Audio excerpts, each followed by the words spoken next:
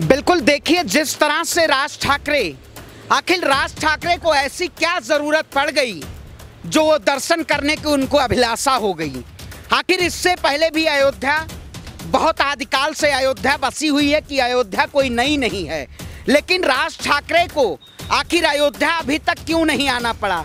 क्योंकि जिस तरह से आज एक अजान और हनुमान चालीसा और धर्म के नाम पे एक ऐसा व्यापार बनाया जा रहा है, व्यापार के जरिए ये प्रदर्शित किया जा रहा है कि सबसे बड़े हिंदू हितैषी के नेता कौन है। ये सीधे तौर पे दर्शा रहा है कि राज ठाकरे अपने राजनीतिक फायदे के लिए, इस देश की जनता को गुमराह करने के लिए, सीधे तौर पे ये अयोध्या में अपनी आवाम को लिए जिस तरह से ये राजनीति कर रहे हैं, ये वाकई में इस देश के लिए खतरनाक है।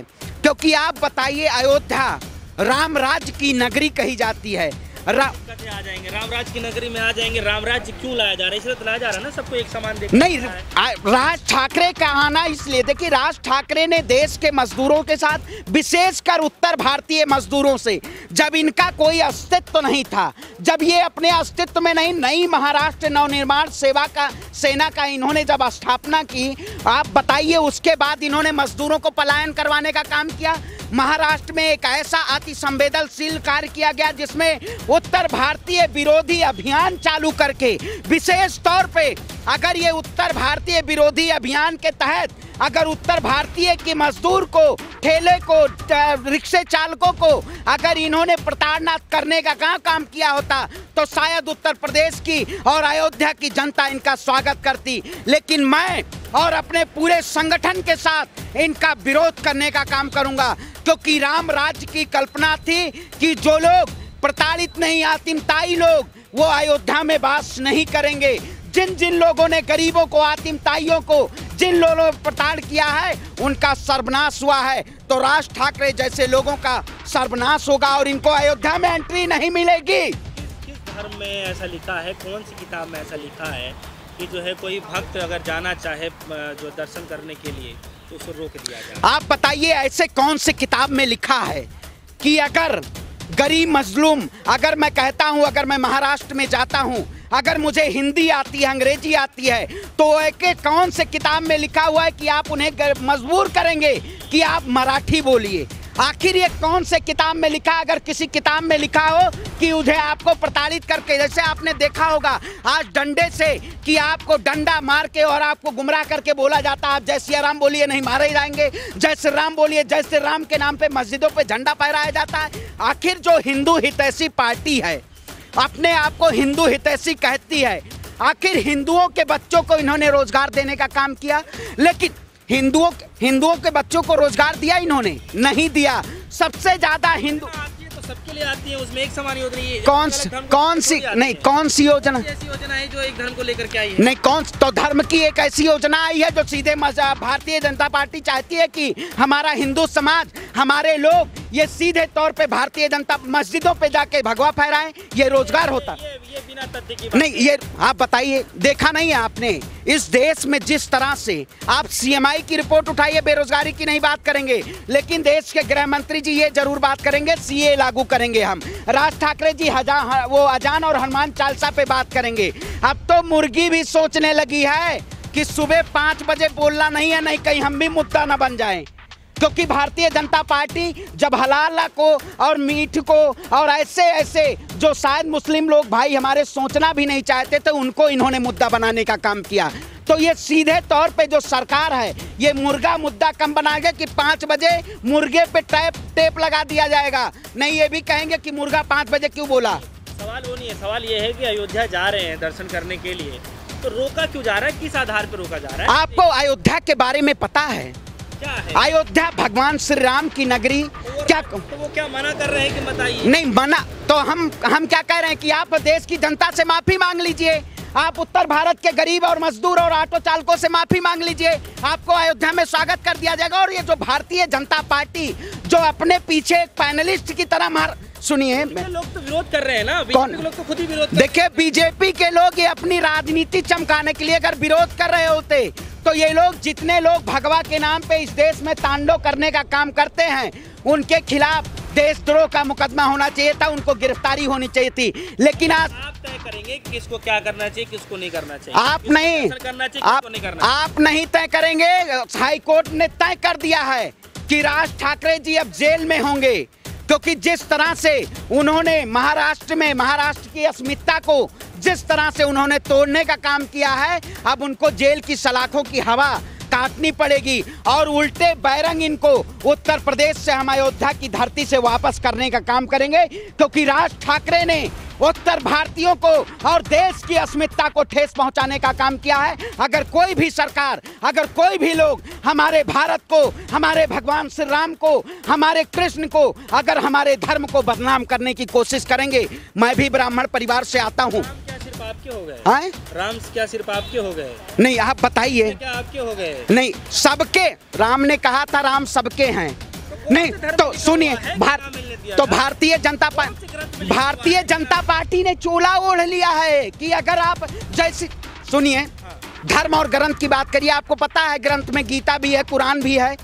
तो कौन से ग्रंथ में लिखा है कि देश में सांप्रदायिक दंगा फैलाना मंदिर और मस्जिद के नाम पे? इस देश में महंगाई मुद्दा नहीं है। देश के प्रधानमंत्री जी महंगाई पे बात नहीं करेंगे। देश के गृह मंत्री जी ये नहीं कहेंगे देश में इतनी हिंसा फैली, उस पर रोक होनी चाहिए। लेकिन देश में गृह युद्ध कराने के लिए बंगाल में जाके उस CAA को लागू करने के लिए बात करेंगे। आखिर ये कौन से लोकतंत्र के मंदिर में लिखा हुआ है? मैं कहता हूँ इस देश में करोड़ों मंदिर हैं, लाखों मस्जिद हैं, हजारों गिरजाघर हैं, सैकड़ों गुरुद्वारे हैं। लेकिन गुरुद्वारे से आपको सीखने की जरूरत है कि जहां धर्म को ही मानव की हुई धर्म माना गया है। आखिर आप जाइए, क्या जो लोग इसमें तलवार और उसको उठाने के काम करते हैं, आखिर जो धर्म के नाम पे, जो हम भी ब्राह्मण परिवार से आते हैं, क्या हम ये नहीं दर्शित करते कि हम राम के नाम पे हनुमान चालीसा कहीं पढ़ेंगे? आखिर इस देश के लोकतंत्र में, लोकतंत्र का मंदिर है, लोकतंत्र के मंदिर पे लाउड स्पीकर लगना चाहिए, क्योंकि देश के गांव-गांव तक ये आवाज पहुंचनी चाहिए कि जो नहीं, श्रवण पांडे को हनुमान चालीसा भी आती है, श्रवण पांडे को बाइबिल भी पढ़ता है, कुरान भी पढ़ता हूँ, गीता भी पढ़ता हूँ। ये जो लोग कहते हैं कि श्रवण पांडे को हनुमान चालीसा नहीं आती, लेकिन श्रवण पांडे ढोंग करके सड़क पे हनुमान चालीसा पढ़ने का काम नहीं करते। नहीं, नफरत क्यों करते हैं? आप खुद ब्राह्मण हैं और अयोध्या के रहने वाले हैं, अयोध्या की नगरी से, तो आप क्यों इतना विरोध करते हैं? देखिए, बीजेपी से कोई मेरी जातीय दुश्मनी नहीं है। 2014 से पहले बीजेपी सत्ता में नहीं थी। हमने आपके जाके उठा लीजिए वीडियो, हमने कभी भी बोला हो देश के प्रधानमंत्री के बारे में, क्योंकि आप देश के प्रधानमंत्री हैं। अगर आप उद्योगपतियों के प्रधानमंत्री हैं, अगर आप धर्म के ठेकेदारों के प्रधानमंत्री हैं, तो शायद आप हमारे प्रधानमंत्री नहीं हो सकते। अगर मोदी जी देश के प्रधानमंत्री होते तो आए दिन प्रतिदिन महंगाई पे महंगाई बढ़ती जा रही है। आज देश में गरीब मजलूम कैसे रोटी खाएगा, कैसे अपने शिक्षा को, अपने बच्चों को पढ़ाएगा, वो मुद्दा होना चाहिए इस देश में। लेकिन देश में मुद्दे को दबा के और अजान और हनुमान चालीसा के मुद्दों को भड़काया जाता है। आखिर जब चुनाव आ जाता है इस देश में, तब धर्म के मुद्दे आ जाते हैं। भारतीय जनता पार्टी के सिलेबस में केवल धार्मिक मुद्दे हैं। अगर धार्मिक फिर बीजेपी पे आ गए। भाई आप बताइए, देश में बीजेपी तांडव करवाने का काम कर रही है, तो बीजेपी पे नहीं आएंगे, किस पे आएंगे? क्या हम इंदिरा गांधी से जाएंगे सवाल पूछेंगे, या जाएंगे मुगलों से सवाल पूछेंगे, या जाएंगे अंग्रेजों से सवाल पूछेंगे कि आपने हमारे यहाँ 200 साल राज किया, आपकी अंग्रेजी हुकूमत हमें कंगाल कर दिया? आखिर बताइए, अगर मैं सवाल नहीं पूछता हूँ, इस तरह हंगर इंडेक्स में सबसे निचले पायदान पे, आपकी पत्रकारिता 182 देशों में 150वें स्थान पे, आखिर हम इस देश के प्रधानमंत्री से, इस देश के गृह मंत्री से अगर सवाल नहीं पूछेंगे तो क्या अपने पिताजी से जाएंगे पूछने? हमारे पिताजी देश चला रहे हैं या आप चला रहे हैं? आप बताइए।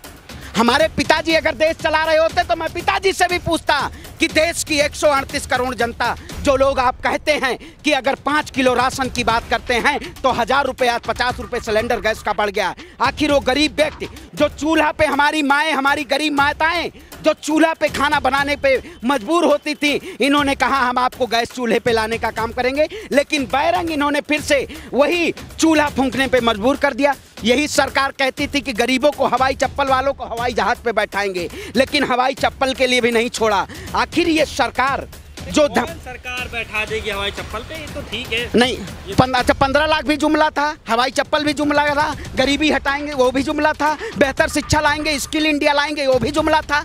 आखिर इस देश में आपने जुमला दिया तो आपसे ही सवाल पूछेंगे ना।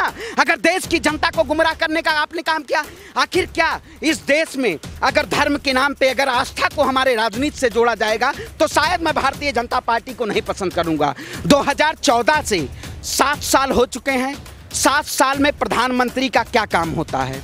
आप देश में दिन आए दिन सूट बदलते हैं, बूट बदलते हैं, आप कपड़े बदलने। आपने देखा होगा यूरोप को दौरा किया इन्होंने, यूरोप में एक ऐसा।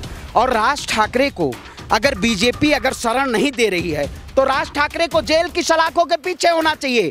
ये सीधे तौर पे जो लोग भगवा पहन के इस देश को तोड़ने का काम करेंगे उनको जेल की सलाखों के बाहर रखा जाएगा। तो आपको भी गलत समझेंगे, आप टीका लगा करके जो है बार-बार विरोध कर रहे हैं। टीका किसी के बाप की बपौती नहीं है। हम ब्राह्मण समाज से आते हैं, कलावा भी बांधते, तिलक भी लगाते हैं, लेकिन हम भारतीय जनता पार्टी के खरीदे हुए और आप जैसे चाटुकार पत्रकार नहीं हैं हम, कि आप जब अगर देश की जनता को दिखाना चाहिए खबर तो अंजना ओम कश्यप जी यूरोप पहुंच जाएंगी। आखिर देश की गरीब जनता से भाइयों सवाल पूछिए, आखिर किस तरह से आवाम को त्राहिमाम किया जा रहा है। मुर्गा और मछली लड़ाने का काम कर रहे हैं, मुर्गा खाएंगे मछली खाएंगे, देश के अभिव्यक्ति के आवाज को दबाया जाता है। मैं वही कहता हूँ, उसी भगवान श्री राम के वंशज हैं, रघुकुल रीत सदा चली आई, प्राण जाए पर वचन न जाई। राज ठाकरे जैसे लोग अगर अयोध्या में एंट्री करने का काम करेंगे तो उन्हें रोकने का काम किया जाएगा, कि उन्होंने हमारे उत्तर भारतीय यूपी और बिहार, फैजाबाद, बस्ती, गोरखपुर, अयोध्या और बिहार के लोगों को इन्होंने प्रताड़ित किया है।